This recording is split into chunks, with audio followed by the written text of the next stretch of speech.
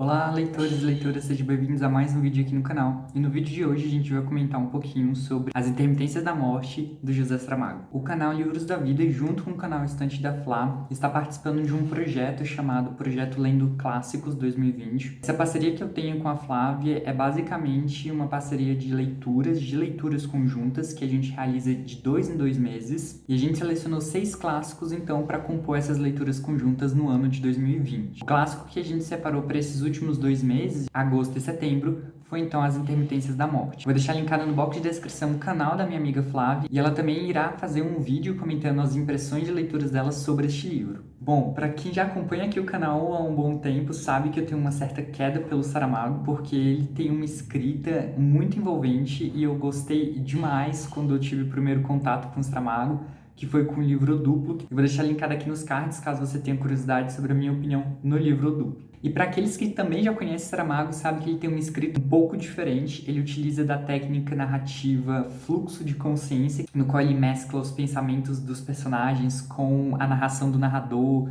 Enfim, é uma zona bem organizada. Então, para você não se espantar, eu já vou te dizer que não vai ter ponto de exclamação, ponto de interrogação, e você vai encontrar poucos parágrafos, as falas vão ser já embutidas no meio da narração. Então, uma dica que eu dou para os iniciantes que vão ler Saramago: tenta colocar todo o seu foco e atenção na leitura do livro, porque dessa forma você não vai ficar perdido nesse fluxo de consciência belíssimo do Saramago. Saramago traz nesse livro uma relação entre a morte e as pessoas, a sociedade.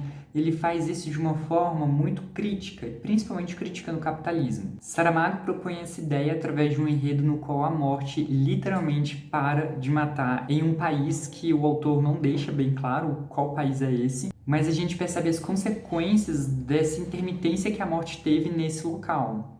Então, pessoas que estão em estado grave nos hospitais não morrem, pessoas que passaram por acidentes trágicos e que era certeza que a pessoa ia morrer também não vão morrer. Então, é literalmente, naquele país ninguém mais morre. E aí a gente se questiona, será que essa imortalidade que o ser humano tanto almeja, essa longevidade da vida, é boa? Será que essa imortalidade não traz algumas consequências nocivas para a nossa sociedade? E é justamente aí que o José Saramago vai abordar no livro Intermitências da Morte essa crítica ao capitalismo, porque o homem, querendo ou não, quer lucrar acima de tudo. Então, a gente vai ver que as empresas funerárias começam a passar por uma crise porque ninguém está mais morrendo, então ninguém compra mais caixão, ninguém precisa dos serviços funerários. Então, eles começam a pressionar o Estado para realizar outros serviços, como, por exemplo, eles agora vão ser os responsáveis pela morte dos animais, então eles que vão enterrar os animais, os gatinhos, os pets, né, das famílias. E além disso, os sistemas hospitalares entram em colapso porque, como ninguém está morrendo e querendo ou não, os acidentes não pararam de acontecer, então os hospitais vão lotando. A gente também vê uma crise dentro das religiões que tem como base a questão da transcendência, ou seja, a vida após a morte. Como ninguém está morrendo, então não existe essa vida após a morte, então as igrejas também entram em colapso. E no final das contas, aquilo que a gente almejava como utopia, que é essa imortalidade, acaba se transformando em uma distopia. E aí a gente acaba se perguntando por que a morte parou de trabalhar. A morte, ela vai escrever uma carta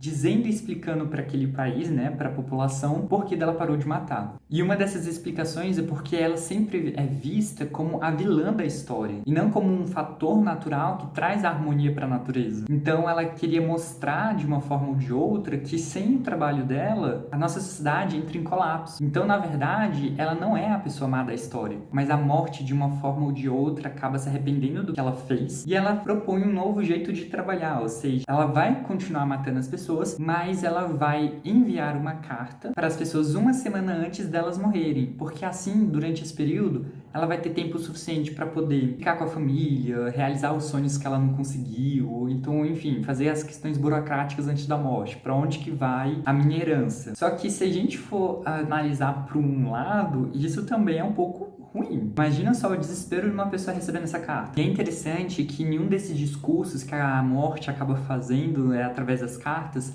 ela sempre escreve o nome dela com M minúsculo. E aí os gramáticos falam impossível, o nome próprio sempre é com letra maiúscula. E ela acaba até explicando que ela não é a morte com letra maiúscula, ela é simplesmente a morte.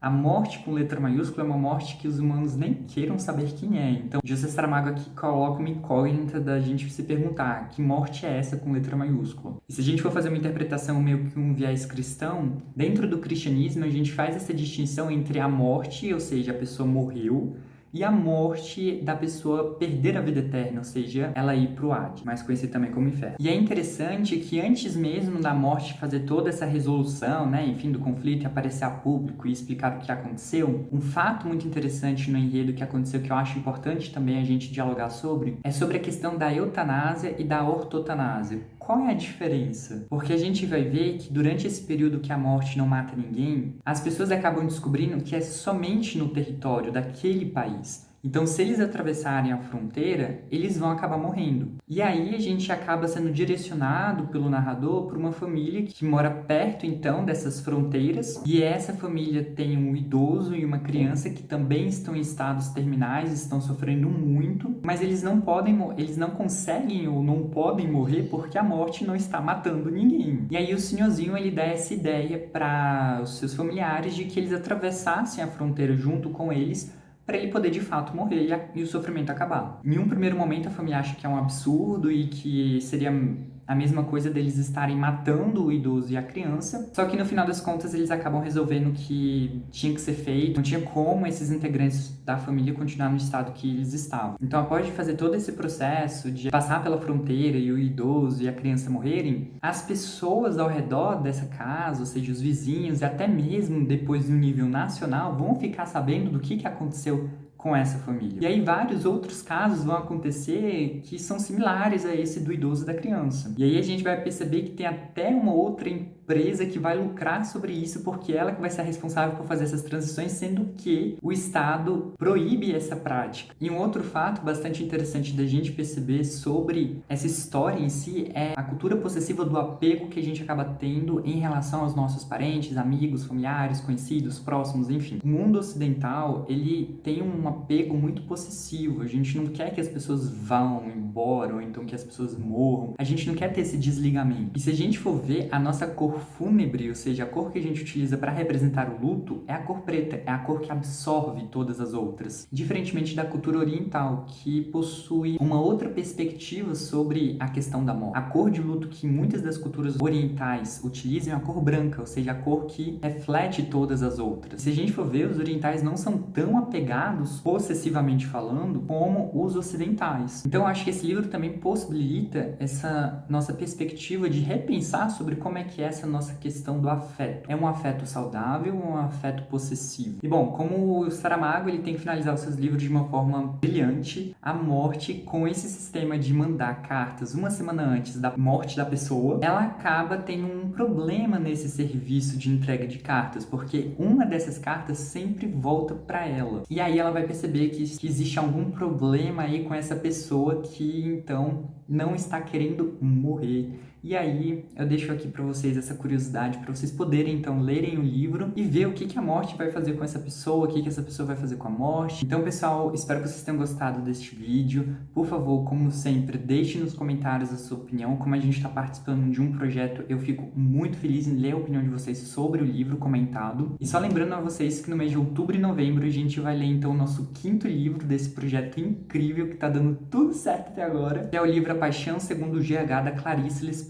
É óbvio que na nossa listinha tinha que ter Clarice. Então, caso você queira participar do nosso projeto, já separe esse livro, leia junto com a gente e no finalzinho de novembro eu volto aqui de novo para poder comentar sobre O Amor Segundo o GH, da Clarice. Bom, eu vou ficando por aqui, como sempre. Por favor, compartilhe esse vídeo com seus amigos leitores, porque pode ser que o meu conteúdo agrade a eles. Dê um joinha nesse vídeo porque me ajuda bastante, se inscreva nesse canal e ative o sininho de notificação para não perder nenhum dos meus vídeos. Super grande beijo e tchau!